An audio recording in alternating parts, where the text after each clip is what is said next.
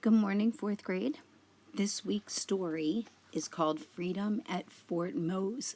It's an historical fiction, which means it's not a true story, but the information that we're going to learn in it is true. There are facts in here.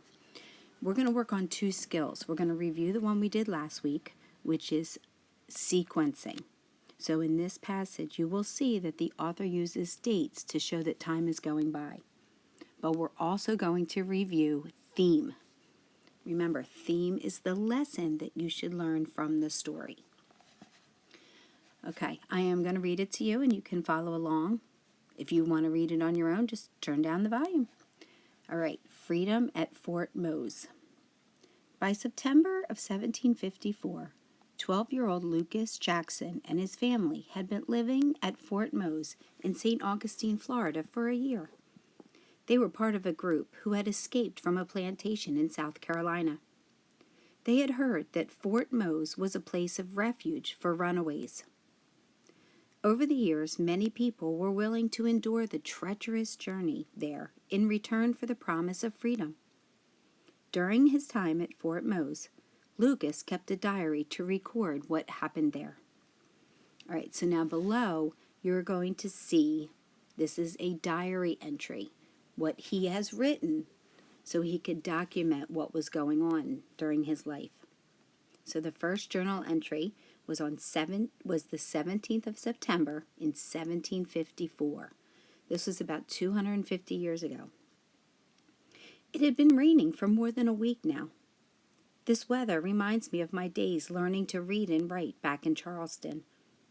When the rains came, we couldn't work in the fields, and we were forced to stay in the cabins.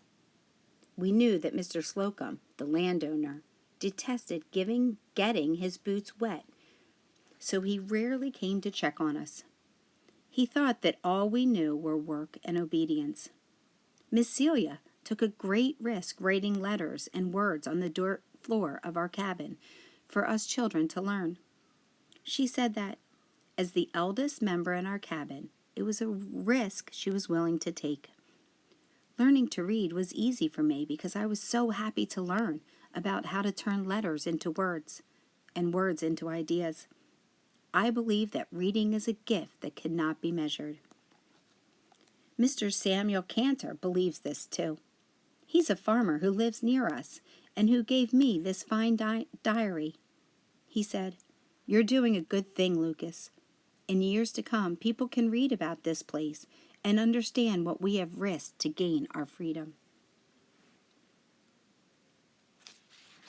All right, let's go to the next page. So here you can see there's another diary entry, but this one was on the 8th of October in 1754. So the first entry was September 17th. So about 3 weeks have gone by now. 8th October 1754. Last night, I got to go on patrol with my father. My duty involved walking along the wall of the fort, with him looking and listening for anything unusual.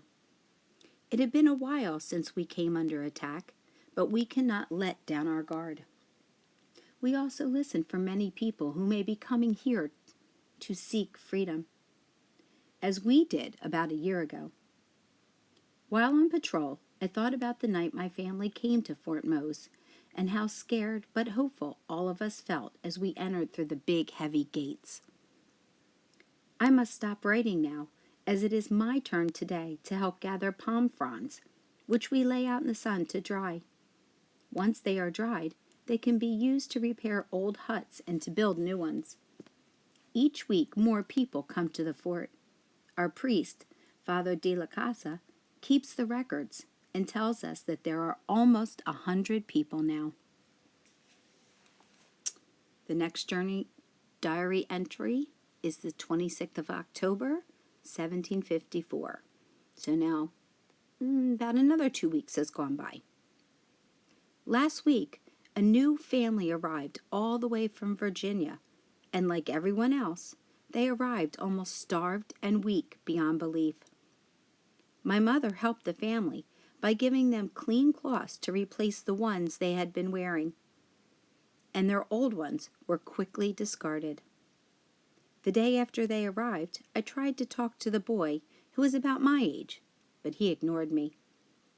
The next day, I tried again to speak to the boy, whose name is Will.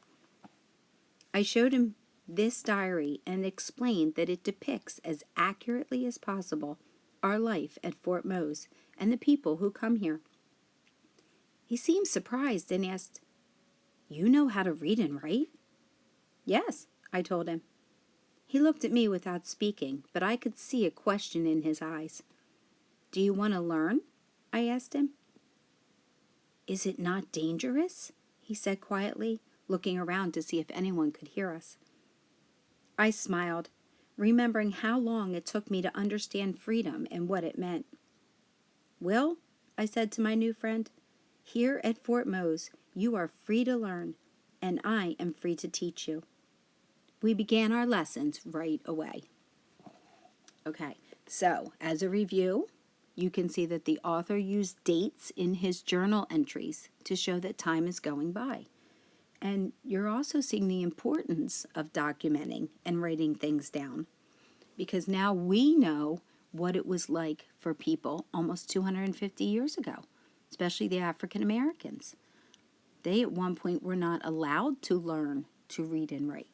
So it was really important for them that, as you see with Lucas, that lady in his cabin taught him how to read and write. And the gentleman gave him a diary to document everything. And when he met Will just couldn't believe it. He was so excited. So what do you think is the theme? What do you think that you should have learned from this? Okay, I'll give you a minute to think about it. So let's think. Lucas had to learn how to read and write in secret, right? Couldn't be well known. They would have gotten in trouble. And he recorded his events in his diary so he could remember what happened. And then we're going to go back to this page. I want you to look on page 397. The actual theme is in that diary entry right there that tells what was the lesson. I'm going to show you here. He actually wrote it. Do you see it? It's right here in this sentence. I believe that reading is a gift that cannot be measured. That's the theme. The lesson is that you understand how important it is to read and write. Not just to document things that happen to you in a diary, but for the rest of your life. You're going to have to learn how to read things and write down information. So when you're doing your work, I know it's tough doing all this stuff at home, but it is important to read as much as you can. And when you're writing your answers, write them in complete sentences. Remember, this is for you, to help you become a better person and student. All right, so I am going to go ahead and I'm going to show you what you are going to work on when you go back into Google Classroom. Now, the story I just read to you, I know last week some of you were getting confused. That was just the lesson. Now you are going to read the story that we posted for you. This is what you will see. You'll go back into Google Classroom and you will click on The Lost Diary of Princess Itet. Okay, there's one page, and here is the second page. This also has a girl. Her name is Amelia, and she is writing in a diary. And you will see the sequencing with the passing of days. After you read those two pages of that story, you will see 3 questions. We also attach them. You are not writing on the page that looks like this. You will then have to go back into the classroom and click on the Google quiz, but it will be these same 3 questions. What does Amelia want to do in the beginning of the story? Number 2, what does Amelia do to help get what she wants? And then what is the theme? What was the lesson you learned from that story? Remember, You are writing in complete sentences. Restate the question. Number 1 should start out, since it says, what does Amelia want to do in the beginning of the passage? You need to start out by saying, at the beginning of the passage, Amanda wants, and then finish your sentence. You guys all know how to do this. Remember how important reading and writing is. All right, Mr. Moskal and I will be looking forward to reading your answers. And again, we posted a Storyworks story with questions. That is optional. If you would like to do that, we will be checking it. All right, we'll see you next week.